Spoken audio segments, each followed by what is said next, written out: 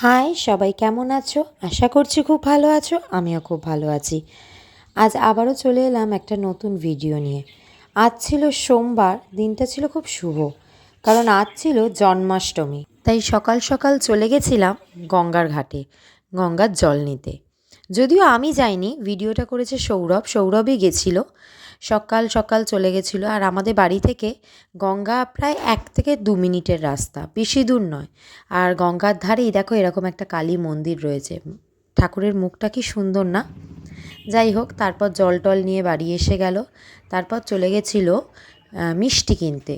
আমাদের গোপাল, মানে আমাদের এখানে রাধাবল্লভ বা গোপাল ঠাকুর যাই বলো, গুটকে সন্দেশ খেতে খুব ভালোবাসে, তাই সেটাই আনতে চলে গেছিলো। তারপর মালা মিষ্টি যা যা সরঞ্জাম যা লাগে সব নিয়ে চলে এসেছিলো বাড়ি। দেখো আমার গোপাল কিন্তু এখনও ঘুমাচ্ছে। 2 দিন আগেই তোমরা দেখেছিলে আমার ছেলের জন্মদিন ছিল, বুতাইয়ের। তো আজকে হচ্ছে আমার বড় ছেলের জন্মদিন। বড় ছেলে বললাম এই কারণেই, কারণ বুতাইয়েরও আগে আমার গপু সোনা। তো সেই জন্যই বুতাইয়ের জন্মদিন যেরকমভাবে পালন করা হয়, চেষ্টা করি গোপালের জন্মদিনও সেইভাবেই পালন করার। কিন্তু এইবারে আমার একটু অসুবিধার কারণে এবারে আর আমি নিজে হাতে কিছুই তৈরি করতে পারিনি।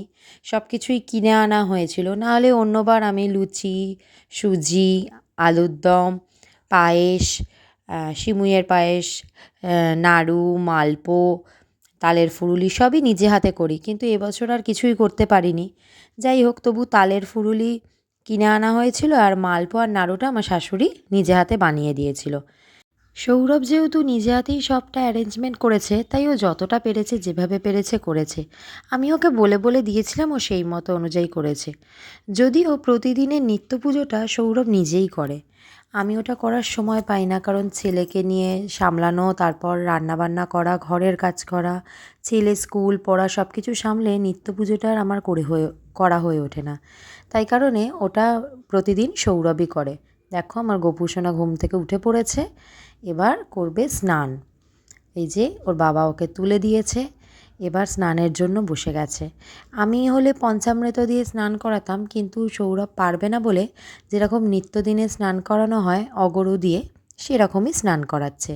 জলের মধ্যে অগরু দিয়ে ওকে স্নান করাচ্ছে। ও যেভাবে পেরেছে ও সেভাবেই করেছে। তোমরা অনেকেই অনেক রকমভাবে স্নান করাও গোপালকে, ও এরকমভাবেই স্নান করায় রোজের। যাই হোক, গোপুসোনার চান টান হয়ে গেছে। এবার গা মোছানোর পালা, গাটা মুছে এবার রেডি হওয়ার পালা। আমার গোপুসোনা কিন্তু খুব ছোট্ট, জানো তো। এটা আমার মা আমাকে নবদ্বীপ থেকে এনে দিয়েছিল। আমার মা বাবা নবদ্বীপ গেছিলো, তখন আমাকে একটা দিদিকে একটা, দুজনকে দুটো এনে দিয়েছিল। তখন থেকেই প্রায় বেশ অনেক বছর আগে, হ্যাঁ, তখন থেকেই আমি ওর এভাবেই যত্ন করি। আগে আমি করতাম, এখন সৌরভ করে। তো যাই হোক, চলো, ওর বাবা দেখো বেছে বেছে ওর জন্য জামা বার করছে। জামাটা কেমন দেখতে হয়েছে জানিও তো। আমি খুব পছন্দ করে করে গপুর জন্য সব জামা কাপড়, মুকুট, মালা এগুলো কিনি। আমার খুব ভালো লাগে। এই যে দুর্গাপুজো আসছে, পুজোয় 5 দিনের 5টা জামা ওর কেনা হবে। হ্যাঁ, সকালে একটা পরবে, বিকেলে একটা পরবে, কখনো 5টা কেনা হয়, কখনো 6টা, তারপর আমার মা একটা দেয়। হ্যাঁ, সবাই নানান রকম দিয়ে ওর অনেকগুলো জামা হয়ে যায়। আর আমি খুব পছন্দ করে করেই কিনি। এই দেখো এবার বিছানার চাদর বদলানো হচ্ছে। আমার ছেলের জন্মদিনে যেরকম আমি প্রতি বছর নতুন বিছানার চাদর কিনি, সেরকম আমি আমার গোপুসোনার জন্মদিনেও নতুন বিছানার চাদর কিনি। এইবার বসে পড়বে। সকালের সাজগোজ কমপ্লিট। এইবার ওনাদের প্রসাদ দেওয়া হবে। মানে প্রসাদ বলতে ওই আর কি একটু মিষ্টি, গুজিয়া মিষ্টি মতন এনেছিল, সেটাকেই ওদেরকে ভোগ হিসাবে দেওয়া হবে। কেমন লাগছে আমার গোপুসোনাকে জানিও কিন্তু তোমরা। আমি জানি ওকে ভালোই লাগছে, আর ওকে খুব মিষ্টি দেখতে, জানো তো। সৌরভের পুজো করা শুরু হয়ে গেছে। চন্দন দিয়ে তুলসীপত্র নিবেদন করছে ঠাকুরের পায়ে। এইভাবেই নিত্যদিনের পুজোগুলো হয়। যাই হোক, এবারে আমি যেহেতু কিছু করতে পারিনি, তাই মনটা একটু সকাল থেকেই খারাপ ছিল। নাহলে অন্য বছর আগের দিন থেকে ঠাকুরের অঙ্গরাগ থেকে শুরু করে, তারপর ঠাকুরের মালপো, তালের ফুরুলি, নাড়ু সব একা হাতে করি। খুব ভালোও লাগে, বেশ মজা লাগে। আগের দিন নিরামিষ খাওয়া চলে, পরের দিন তো উপোসই থাকে, পুরো নির্জলা উপোস থাকি আমি। যাই হোক, এবছর কিছুই করতে পারিনি, একটু মনটা খারাপ ছিল। সকাল থেকেই যেন মনটা কেমন করছে, শুধু আমি বাড়ির কাজই করেছি। আর যা করার সব সৌরভই করেছে, দোকান, ফল কেনা, মিষ্টি কেনা, ঠাকুরকে সাজানো, সব কিছুই।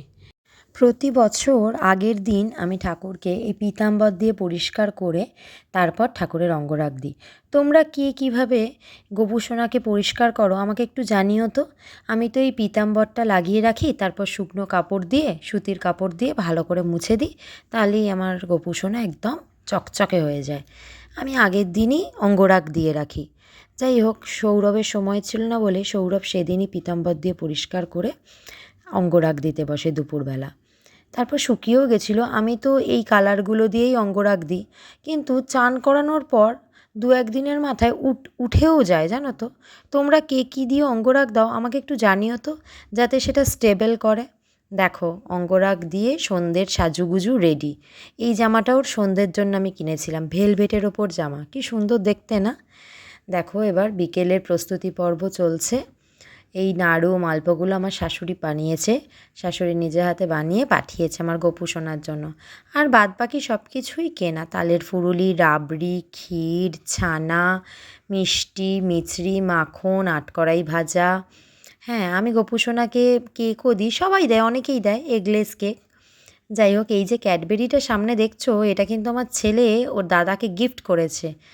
এখন প্রায় সন্ধে 8টা মতো বাজে, সৌরভও বসে পড়েছে ঠাকুরের পুজোতে, পাঁচালি পড়তে শুরু করে দিয়েছে। এবার আমাদেরও সব ঠাকুরকে ভোগ নিবেদনও হয়ে গেছে। এবার আমরা একটু ভোগ প্রসাদ গ্রহণ করে, পুজো হয়ে গেলে একটু ভোগ প্রসাদ গ্রহণ করে আমরাও বেরিয়ে যাব আমার শ্বশুরবাড়ি আর বাপের বাড়িতে প্রসাদ দিতে। এবারে যেহেতু অল্প অল্প করেই সব অ্যারেঞ্জমেন্ট করেছি, তাই বেশি কাউকে প্রসাদ দিতে পারিনি। প্রতিবারই না হলে সবাইকেই একটু একটু করে দিই।